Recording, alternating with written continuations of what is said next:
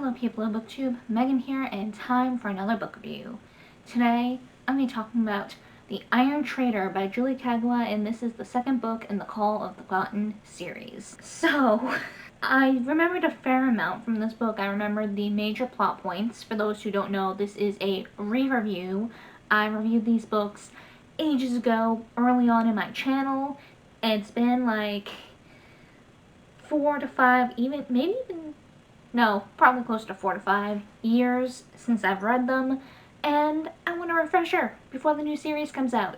I remember quite a few of the major plot points. I remember the end, which, when I first read it, killed me a bit inside, because that cliffhanger.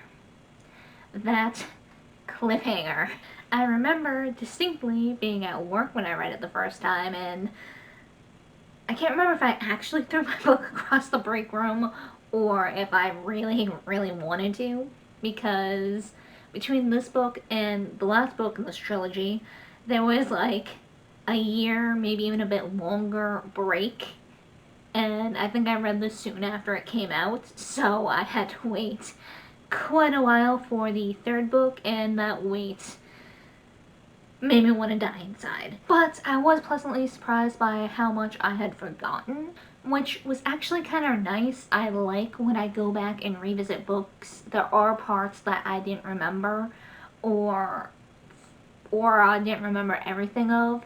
Just, it's refreshing to be able to come back to something and still have some aspects of like almost reading it for the first time again. So I like that. I'm sorry, I need to comment on this. I still, even all these years later, cannot get over how shiny this cover is, as well as the last book in the series. They're just so shiny compared to like The Lost Prince and the original Iron Fae books. Just, I like it. I love it. Just something in my little crow gremlin brain just loves looking at this and going, ooh, shiny. Pretty shiny. Totally unrelated, but just, I'm very easy to please. Give me a pretty shiny cover and I am enthralled. But yeah, I don't feel there's too much more I can comment on without going into spoilers, because second book in a series. So with that said, I'm going to go right into a spoilery bit, so if you have not read this far in the series yet, highly suggest you click right now and do so, and come back after you catch up. So, like I said, there was quite a bit in this book that I forgot about. I basically only remembered the ending. The fact that there was some trouble with Kenzie's father in this book. That there was the Thin Man, who we saw briefly in, what was it, Iron Knight, at the town of Fade. And Kieran and Ethan going to the summer court. Oh, and also the charm that they made for Kieran to try and keep Anwell from fading. Those are more or less the big points, or any points I remembered. So there was quite a bit that I just completely forgot about. And I gotta say, I can't quite remember the finer points of my thoughts and opinions in my original review. I didn't want to rewatch it and risk anything from then influencing now, so I will say I do feel there are some differences from what I remember. Like, I see the Thin Man as less of a villain this time around. Like, I don't blame Ethan and everyone from wanting to stop the Thin Man, because from their point of view, he is this mean, evil thing that wants Anwell to fade from existence. They don't have all the info that we as a reader have, so I can understand why they feel and act as they do with him. But even then, I think I sided more with Ethan and co. As an adult now, as a 29-year-old reading this, oh my god, I am old, I feel a little more sympathy for the Thin Man. He's just trying to do what he feels is right. In his point of view, Ash, Puck, and everyone from the Iron Knight did some horrible damage, even if they didn't mean to, or didn't realize, or don't remember fully. Like, they didn't know. But he is doing what he feels has the best chance at putting things back to normal. In his mind, he is hoping and thinking that taking Anwul out of the picture will take away Kieran's drive. Never mind the fact that that could also do the total opposite of what he wants. Losing the one he loves could drive him even further. To want to save the Forgotten, because I lost someone I love, I don't want anyone else to fade from existence. Which also I can't blame Kieran too much for his actions. Definitely is going about things the wrong way, especially when it's going against Anwul's wishes. I can understand wanting to save and protect someone that you clearly love. Like, yeah, everything must die eventually, even the immortal Fae, but doesn't mean you want it to happen sooner than you are ready for. It doesn't mean you're ready to face that when it comes. You may be able to acknowledge and accept that, yeah, this is a thing that's gonna happen eventually. Doesn't mean you're ever fully ready for it. And the fact that he is putting himself at risk in just the stupid way and reckless way he's going about it makes me cringe. Like, I don't know how old technically Kieran is, because the Fae just make everything so much more wonky than it needs to be. It's technically in human years, in the human world, the human life, he is technically younger than Ethan, yet he looks to be Ethan's age, and since time flows differently in the Never Never, how many years really went by? And then there's the fact that it was dropped in the first book, Fae age quicker. Life in the Never Never is dangerous, and young infants and like children, not a safe place, so Fae grow up faster. But just technically we don't really know how old Kieran really is, which in a sense makes things a little worse for my opinion, because if he is technically in a way older than Ethan, you would think he'd be a little more logical when trying to save Anwul. I know he's in a panic, complete panic.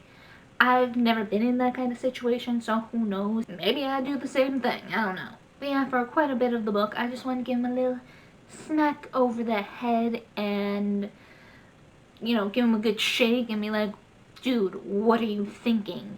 Slow down, think this through. Especially when they went to the summer court, like when they were trying to get Titania to lift Anwul's exile so she can go back to the summer court and survive. And also, just backtracking a bit, it just popped in my head, I will give Kieran this. At least he was willing to let Anwul go if it meant that she could survive. If they could get Titania to lift her exile so she could return home, he'd be okay never being able to see her again, as long as he knew that she was still alive. That she was alive somewhere and thriving. He could live with her not being in his life. It would hurt, but he could accept it. I will give him that. That is a very mature way to go about things. But I am honestly shocked and horrified that Karen didn't point out the very obvious loophole Titania left for herself. To be fair, I don't think I caught that when I first read the book, but then again, unlike me, Kieran has grown up in the Never Never. He is part Fae. He grew up kind of surrounded by this kind of environment where words are binding and oaths are taken seriously, and you gotta be very specific about what you want. Also, I'm not too surprised that Ethan didn't pick this up, because he's not used to dealing with the Fae on that kind of level. He has avoided making deals and contracts his entire life. So, didn't quite expect him on picking up on that, but Kieran, I expected better. And rereading this, remembering how it played out, I was just like, why? To be fair, I can also understand that Titania is not someone you want to push, and likely if they did notice that and try to get a more ironclad promise out of her, could have risked their lives. I guess that was kind of a no-win situation.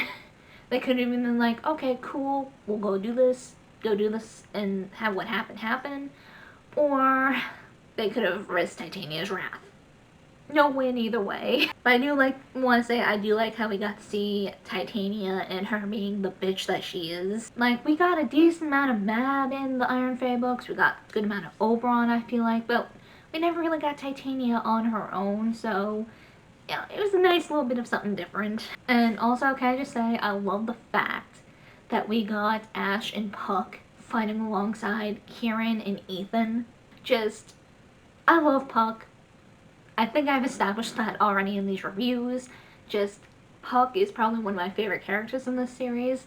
I also love Ash, and I do like him and Puck's, like, chemistry is the only word that I can come up with. Just how well their friendship and just them in general mesh. I am also just a huge sucker for like that kind of like friendship duo. The broody serious one and the lovable goofball. I love that kind of friendship duo. I feel despite the fact that they're opposites, they balance each other out well, and it's just endlessly entertaining to read. It is just great to see them fight and like interact together again, and to see it from a different point of view, like an outside point of view, and just backtracking a lot to Kenzie and her family. Now that we actually got to see her father, as an adult now, looking back, can see his side a bit more.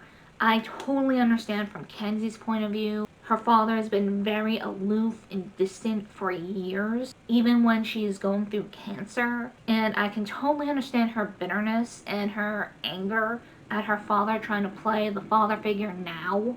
And her feeling that it's all too little too late at this point. He has, in her mind, no right to try and be protective, to try and care now when before he didn't. I can also see things from her father's point of view a little bit. I still don't like her father. Her father's a piece of crap. You don't put your child through what he put her through. I understand dealing with loss and trauma is not easy at all. Losing someone you love is hard and painful, and naturally you want to do what you can to avoid feeling like that again. So to a point, I can understand like the distancing himself from his daughter, who I'm sure reminds him of his wife or late wife a lot. But to the point he went, that's unforgivable. You don't cut someone off to that extent, especially your own child, who went through the same exact loss as you, and now, in a way, Kenzie lost both of her parents, which is even worse. It's even worse how she lost her father because her father is still there. So her feelings towards her father are totally valid, but I can also understand why he's getting protective now. Like, I'm sure to a point he's accepted that his daughter is going to die. He is going to lose his daughter before her time. But like the situation with Kieran and Anwil, there is a major difference between knowing and accepting something and then having it actually happen. Having his daughter just vanish for a solid week and have no idea where she is, no idea what's happening, no idea except that she vanished and was last seen with this kid who has this troublesome past. I can understand the panic. He thought he was going to lose his daughter to cancer and that it'd be slightly more predictable. He'd see it coming. It would be a little less sudden, but with her vanishing act, that just came out of the blue, totally not the way he had planned losing his daughter. So I can understand that causing panic and maybe even a little bit of a wake-up call. Kind of like a, oh crap, I am going to lose my daughter one day, and maybe changing his tune a bit. But I can understand her not willing to accept his change of heart, especially since when she came back, him trying to get Ethan to back off and leave her alone, despite that being the total opposite of what she wants. So yeah, I see both sides more or less, but I do side with Kenzie a bit more, just with everything I feel has, to a point, waived his right to have quite as much control over Kenzie as he was trying to exert. But that's just me. And can I just say, I felt bad for Ethan throughout this book. When the Oracle showed him the quick flash of the prophecy, the whole thing that jump started Megan pulling back and not wanting both sides of her family to meet, Kieran standing over his dead body.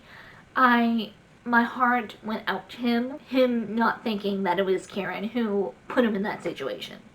Just him trying so hard to like think of any other way that could have happened that didn't involve Kieran murdering him in cold blood. This guy, he is known for so little time, and he had such trust in him. Just knowing what's gonna happen broke me a bit.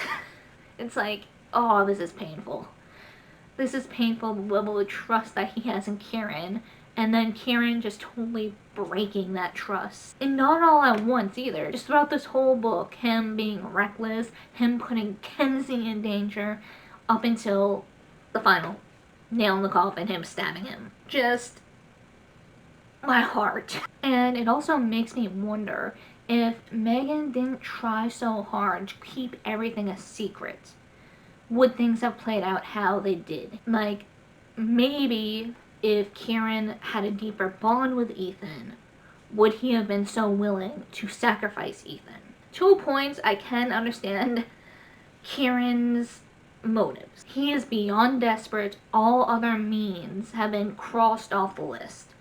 This is the only option in his mind at this point. And this is the only chance he has to take advantage of this option. And then there's the fact that this won't only help Anwar, this will help all the Forgotten, all of the Fae. Not just Forgotten, this will keep all the exiles, both present and future, from fading. He could, in his mind, justify this as the needs of the many outweighing the needs of the few being Ethan. And also the fact that in the grand scheme of things, he doesn't know Ethan that well. They've known each other for a couple weeks, maybe. So in that sense, Ethan is like a virtual stranger to him. Yes, he is his uncle, but he's near a stranger still. So that just makes me wonder if they had been introduced years ago, if they had grown up with each other, would that have changed things? Would he have been more hesitant? If both of them even knew what potentially could happen, would they have done something to stop it? Did this become a self-fulfilling prophecy because Megan, Ash, and Puck tried so hard to keep it from happening? Just, it really makes you wonder. But can I just say, I love how much better Kenzie is at dealing with the Fae than he is. Like, he is, understandably so, willing to throw down with the Fae at a moment's notice. He is willing to fight his way out of a situation if needed. Meanwhile, you get Kenzie, who, based on Fae lore and what she knows, finds other ways to deal with them. Like with the Goblin Market, her being prepared and bringing all sorts of little goodies in exchange for favors and bargains. Like, she handles herself pretty dang well for someone who essentially has only known about the Fae for a couple weeks. But here she is, willing and fully able to deal with them much better than Ethan is at this point. Or at least when it comes to non-violent means. I like how they contrast in that kind of way. Kenzie is able to think a little more outside the box than Ethan, while Ethan is a little more straightforward. So I feel that's great. They balance each other out that way. And it shows just because Ethan may have spent most of his life protecting himself against the Fae, doesn't mean he has all the answers. And that having a new perspective, Kenzie's perspective, is useful. And I do like how he kind of came around a bit more. It's like, okay, I'm sorry, I won't try and like be super macho and overprotective. Or at least to the extent where he is making choices for her. So I enjoyed that. I enjoy that kind of dynamic to the relationship. And also I do like how kind of Kieran and Ethan mirror each other when it comes to their significant others. Ethan has realized, okay, Kenzie, I'm in the wrong. I am going to try and back off and be better and listen to you and not push my wishes onto you. Meanwhile, Kieran does not. And, well, doesn't want to fade, just like Kenzie doesn't want to die. But Anwar also doesn't want Kieran to put himself in a bad situation just to save her. And she has made this clear to Kieran. She has made it clear that she does not like that he has been gallivanting everywhere trying to find a cure to the Fade, putting himself at risk without consulting her and her opinions on the matter. And even when she's emphasized this to him, he's still like, nah, I'm gonna do this anyway. So I kind of like how they kind of mirror each other in that they both chose the opposite. I don't think I picked up on that on my first read in my first review, but I like how I picked up on that now. Another thing that just popped into my head, how Kieran reacted to finding out about Mr. Dust and where his glamour came from, and just, I can't say he was indifferent, but he wasn't not okay with it either. That's horrified me. Just whenever Kieran went into this darker, icy stranger mindset was scary. Like, he was totally okay with young children being scared out of their minds to make this glamour, and he was willing to buy it to save Animal. Just, and after what he's seen how the Forgotten react to it, like, sure, Animal might not have reacted as negatively as the Forgotten and, like, changed into this, like, nightmare creature. But you don't really know. Are you really gonna trust Mr. Dust in what he says? Like, oh yeah, no, she still has glamour, it won't affect her like that, yada yada yada. Are you really gonna believe that? Even if it doesn't change her physically, how can you be so sure it's not gonna, like, change her on the inside? How are you so sure she's not gonna become darker or more nightmarish? Especially further down the line. You gotta think of the long-term effects of this as well. It's like, the fact that he was so willing to give this dark nightmare glamour to Annual, knowing how it was created and not knowing how it's gonna affect her. That was horrifying. And I remember the whole charm making ceremony, ritual, whatever you want to call it. But rereading that after years, it was a little more, I can't think of the right word, not intense, but scary reading it. Just seeing how even making this charm affected Kieran and Ethan, and how if they didn't stop when they did, they both very well could have ended up killing each other. That was scary. And the fact that even with that, this ritual bringing out these darker emotions out of them, he was still so willing to give the charm to Annual. Just, that level of desperation is scary. And really the only final point I can think of was, I totally forgot how Kenzie ended up in the hospital and the situation involving that. Her literally being struck by lightning by Titania. Totally cannot blame Ethan for just wanting to cut him off. Everyone has a limit for how much they are willing to take, and family or not, Kieran crossed that line intensely by putting Kenzie in very life-threatening danger. Danger which could have been avoided if he just thought things through. His stupid and reckless behavior resulted in Kenzie getting that hurt. And family or no, that is not forgivable. So I liked how he had that line. I liked how Kieran was gonna respect that and would have respected that had Kenzie not insisted that Ethan go with him to Ireland to see the Forgotten Queen. Honestly, I'm shocked Kenzie could forgive Kieran for doing what he did, or at least enough to ask Ethan to go with him so he's not alone. That she has that much worry for him. I probably wouldn't have been quite that worried. I probably would have been on more of the mindset of Ethan if I was her. But Kenzie is likely a bigger person than I am. And I felt so bad for Ethan. Even with that anger he has towards Kieran for getting Kenzie hurt.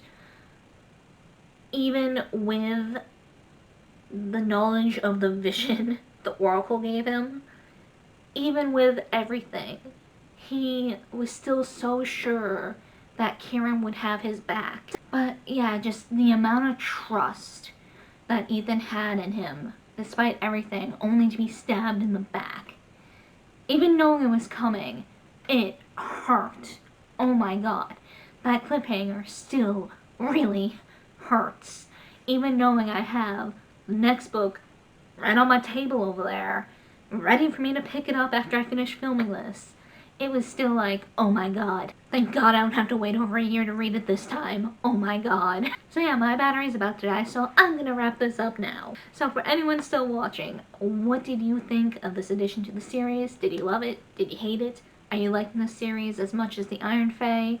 Not so much? Was there anything that I didn't talk about that you want to discuss? Let me know, let's get a discussion going. And yeah, that is it for this book review, and I hope to see you guys next time.